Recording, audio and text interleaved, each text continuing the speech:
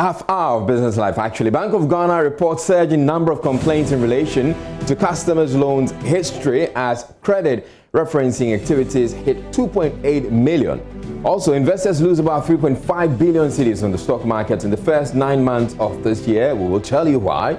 Plus, Jubilee oil production reaches 300 million barrels. These and other stories after this break.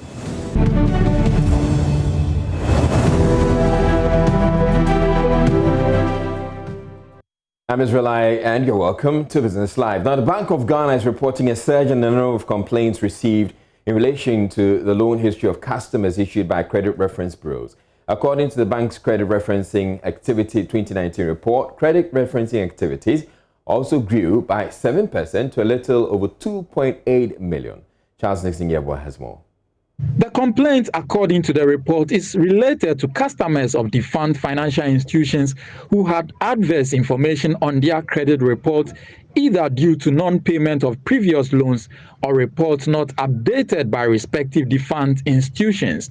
The report further said the complaints are an indication of effective use of the credit referencing system by lenders, as affected customers were denied new credit facilities by lenders for having adverse reports. The increasing number of complaints may also be due to increased awareness of the credit referencing system by the general public. The report noted that the Bank of Ghana, in collaboration with the receivers of the defunct banks, resolved complaints relating to the incomplete credit report. The increased complaints also resulted in some affected customers settling their previous indebtedness with the receivers. The report noted that the consistent increase in the use of credit bureau services affirms the importance of the credit referencing system in the credit administration processes of lenders. Also, credit referencing activities grew by 7% to a little over 2.8 million in 2019. The consistent increase in the use of credit bureau services also reaffirms the importance of the credit referencing system in the credit administration processes of lenders.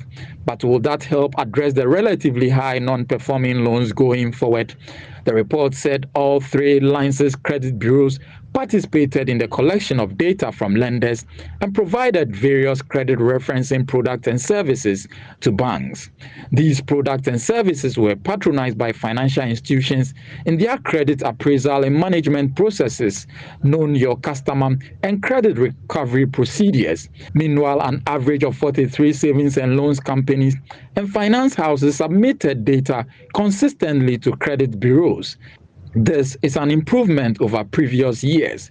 Rural and community banks that consistently submitted data and used the services of credit bureaus also improved compared to the previous year.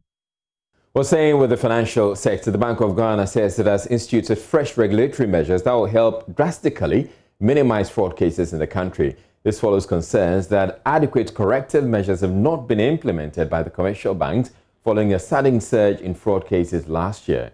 Dr. Joseph Francis, head of financial stability at the Bank of Ghana. Reports are given to the financial institutions and to the Bank of Ghana, the regulator. Other less sophisticated staff also have go through, or they get clearance from the Bank of Ghana through the database that we have. And depending on the level, key management personnel, for instance, you're supposed to have some strong clearance from the security agencies as you employ them or you engage them. So yes, there are levels of security protocols that you probably might want to have, or that the system requires you to have before you engage, and these we enforce them. So finally, are you optimistic and quite sure that going forward with all these structures that you put in place, we will see a minimization of these fraud cases, which again go a long way to improve confidence in the sector? I first and foremost want to assure the public and everyone that the financial system is strong, safe and sound. The Bank of Ghana has put up strong lenses and channels to unearth some of these things. Going forward, yes, as we continue to be as transparent as possible, as we continue to report all cases, as we continue to educate the public for them to observe all the security protocols, not to compromise their password, their pings, and so on and so forth. Hopefully there should be a reduction of fraud cases in the financial system. Ghana's rural and community bank subsector has witnessed growth during the coronavirus pandemic, which wreaked havoc on the global economy. The managing director of the Apex Bank of the Association of Rural Banks, Kojo Mata, said the gain was due to the introduction of service innovation and digital technology in the sector. Addressing the opening ceremony of the 19th Annual Managers Conference of the Apex Bank in Ho, Mr. Mata disclosed that the sector recorded a modest growth from 4.03 billion cedis in March 2020 to 4.23 billion cedis in June 2020. The three-day conference was on the theme, The Speed of Change. It provided a platform for general managers and executive officers to brainstorm and strategize to enhance the performance of the rural and community banking subsector. The managing director of the Apex Bank of the Association of Rural Banks, Kojo Mata, expressed optimism the rural and community banking subsector would maintain its momentum towards achieving the targeted goals. Today, we can boast of a modern ICT backbone, which is helping us develop innovative customer-centric products for the RCB customers. Again, there have been modest but remarkable changes in our service delivery ethos, since service quality is definitely a panacea for gaining competitive advantage in the marketplace. This has resulted in the steady growth in the deposits of RCBs from 2.85 billion Ghana cedis at the end of 2017 to 3.88 billion cedis at the end of 2019. Despite the impact of COVID-19, we have also seen some modest level of growth from 4.03 billion Ghana cedis in our deposits at the end of March 2020 to 4.32 billion at the end of 2022. I believe we deserve a round of applause for ourselves to our esteemed customers. The head of the Other Financial Institutions Supervision Department of the Bank of Ghana, Yao Sapon, implored industry players to adopt a paradigm shift in doing things to harness growth in the sector. The operator of the Jubilee and Tin fields has announced a significant milestone of 300 million barrels of oil production from the Jubilee field since it began operation more than 10 years ago. The milestone has been achieved through a collective effort of the Jubilee partners since the country discovered the hydrocarbons in commercial quantities. Here is a report.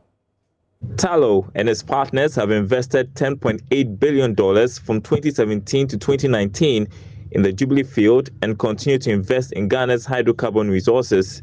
In the first half of 2020, Jubilee production averaged 84,700 barrels of oil a day, and Tin production averaged 50,900 barrels of oil a day.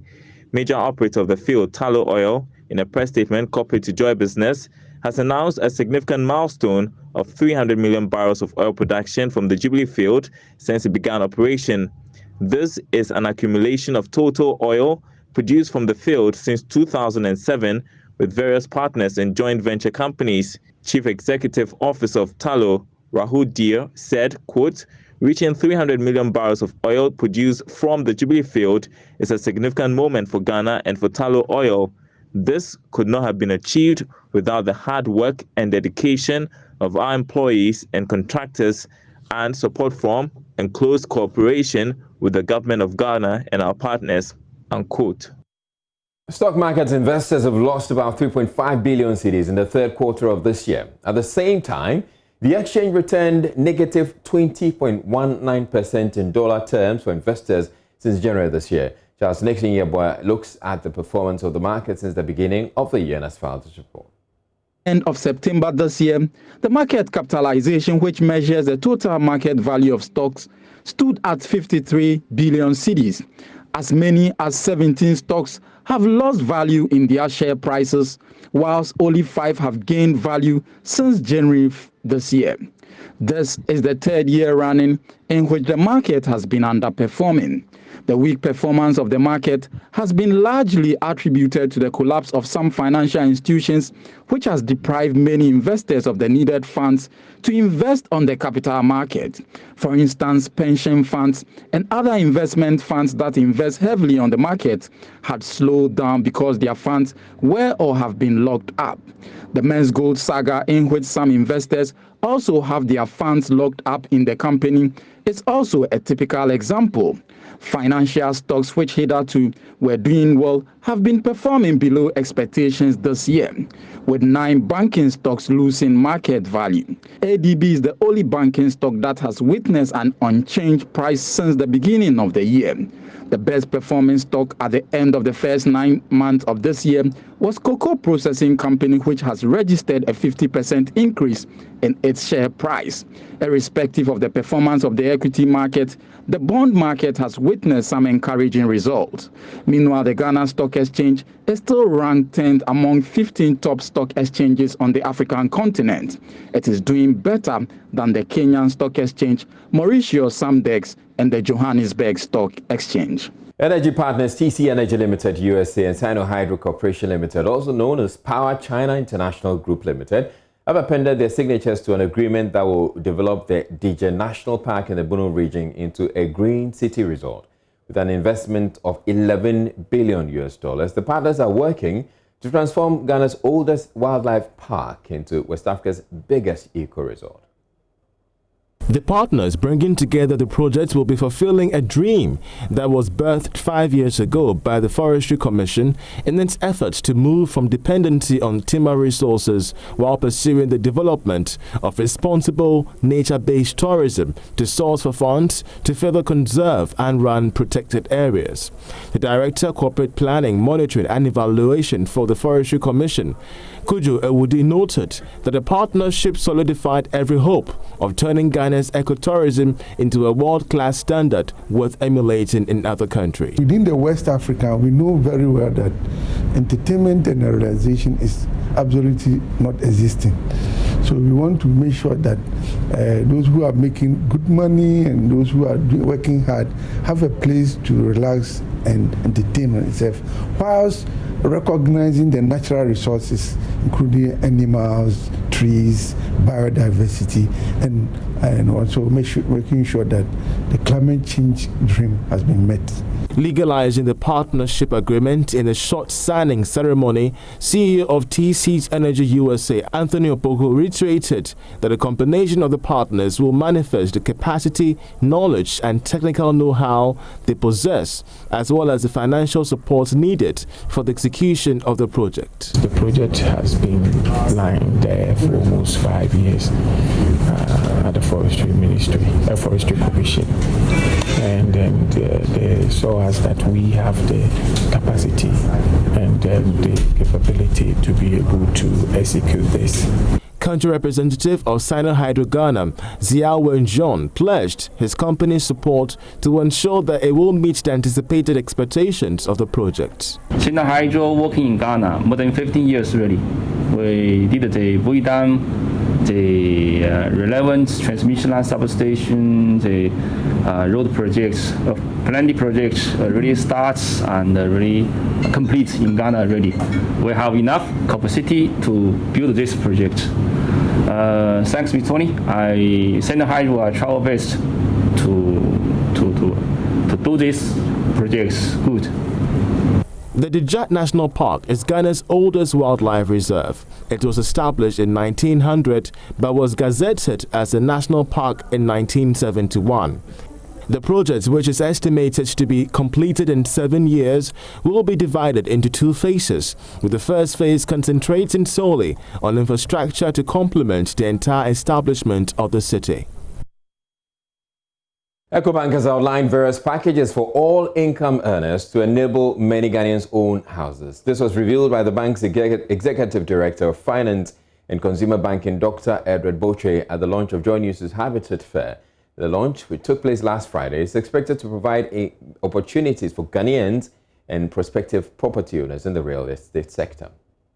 Edition of the JoyNews Habitat Fair has been launched here at the Ecobank head office in Accra. Now, this year's theme is based on what other alternatives are there for shelter in Ghana if affordable housing remains a mirage. Now, let's talk to our sponsors and look at what they have for us or heading into this particular fair. What are their expectations? A good mortgage has always been key.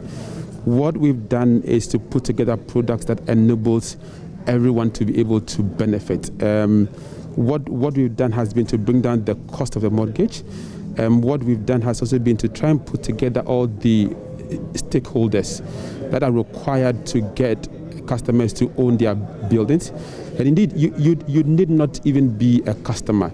Just walk into any Ecobank branch and the options that you do have will be made very clear to you. So this is something that we are very committed to. I think one of the things that you find that in Ecobank, when we pick a course or when we are concerned about something, we go at it very strongly. And mortgages is the thing that for us is something that we are very eager to ensure that customers can benefit from. So over the coming days and coming months, I think you will see all the efforts that we are going to put into this area. Also, Dr. Edward Botwe indicated that there is a collaboration between Ecobank and real estate developers to ensure affordable housing does not remain a mirage but becomes a reality. So what we've done has been to try to eliminate the bottlenecks that you would have along the process of trying to own a building or trying to own your own house or trying to buy a house as an investment. Now, one of the issues that you do find is that there are several challenges that customers face. And what we've done is to bring together all the stakeholders to ensure that the process is smooth, that the process is seamless, and really that is what we've done. And of course, above all, to provide the needs that our customers want, i.e. the amount of money that you will need to be able to buy the buildings that you would require. Some partners of this year's JoyNews Habitat Fair spoke to Joy Business on what participants of the fair should expect. And we're hoping to basically let Ghanaians know about this project because we intend to provide really credible, affordable alternative, to owning house in well-planned cities. We are looking at having various people from all walks of life to come and then see what we present to them. We are presenting various products in various profiles. We are presenting trusses. We are presenting Eurotile shingles. All our products will be on board. In the previous phase, by then we've not got big tanks, the 10,000 liters, but we have it now, which this fair I think we are coming to showcase our big tanks, the 10,000 liters. The fair will bring experts and industry players in the housing sector on one platform to profess solutions for the housing needs of the country. The event will give key stakeholders and companies in the construction and artisanal industry the enviable platform to share their exciting ideas and offer attractive discounts on their products and services. Nicholas Brown reporting for Joy Business. The government, through the Trade Ministry, has injected 40 million euros into Ghana's largest pear planting factory, Ecobank Gold. Paying a visit to the 5,000-acre factory, Trade Minister Alan Kyerematen explained how processing factories are being prioritized under the 1D1F initiative. There's more in this report. Ecobank Gold is one of the avocado processing companies across the region, with a span of over 5,000 acres in 2 years for nucleus farms and 15,000 acres outgrower for the next 6 years. Trade Minister Alan Kyerematen expressed government's readiness to expand this processing factory to enable Ghana to become a major exporter of avocado. They are adding value to a commodity, to a crop that essentially is very popular in our country, but not much is made out of it. But we are now turning avocado into a cash crop. And avocado oil, which is one of the products that will be generated from this company, is one of the choicest oils, highly priced, and which can be exported, and then also used in Ghana for a variety of things, from cosmetics to food preparations and then other industrial uses. But it goes also beyond just extracting the avocado oil. They are also going to export, fresh avocado for exports, and that is also a significant demand outside this country. And the other thing that makes it a classic case of a 1D1F company is you can see where it is located. Ordinarily everybody would like to put such a plant in Accra or Tema, but this is in the middle of a rural community. And so you can imagine the number of jobs that will be created from this, not just the processing operation, but the backward integration into the avocado plantation and so on and so forth. Director of Operations George Clent explained the factory cost 95 million euros and that Exim Bank had so far supported with 40 million euros in the discussions with other financial institutions like ADB for additional financing. When this is done, they're expecting 55,000 avocados to be exported each and every year. This they hope to expand in the coming months. We're looking at 95 million Ghana cedis. In the meantime, Exim has committed 40 million. And we're looking at other investors to come on board. We're looking at ADB. We're looking at other banks to come and join up for this project to continue. And then in the first year and the second year, we are doing 5,000 acres of avocado. 5,000 acres of avocado. That's for the nucleus farm. And then we will do 15,000 acres for our growers. Yeah, so basically that is where we are now. We have employed over 200 at the nursery and then the factory building. We are supposed to start test run by end of November. The visit to Equapem Gold comes in the wake of government's 1D1F agenda, which seeks to not just inject new factories, but also support struggling ones to meet international standards. A new market authorization certificate has been issued by the Food and Drugs Authority to KOA FS. Now, the company has had its products suspended from the market some months back, but the FDA is now giving them the all clear. Yes, there's more in this report. Executive President of the company, Professor Samuel Atodankan, was full of praise for the FDA, without which he says the company wouldn't have been able to put in place measures to improve their acts. On the 10th of September 2020, the FDA gave us market authorization to market KOA FS as KOA mixture, since it is no more registered as a food supplement but a herbal medicine for general well-being, but the same ingredients with improved quality. Deputy Central Regional Minister Thomas Ejebafu praised the company for not making their issues with the Foods and Drugs Authority drown their dreams and aspirations. He is urging them to stand out to be counted. I wish to state here that the suspension of the operation of this company has turned out to be a blessing, paving the way for this factory to go through massive transformation to prevent any possible contamination of products in future.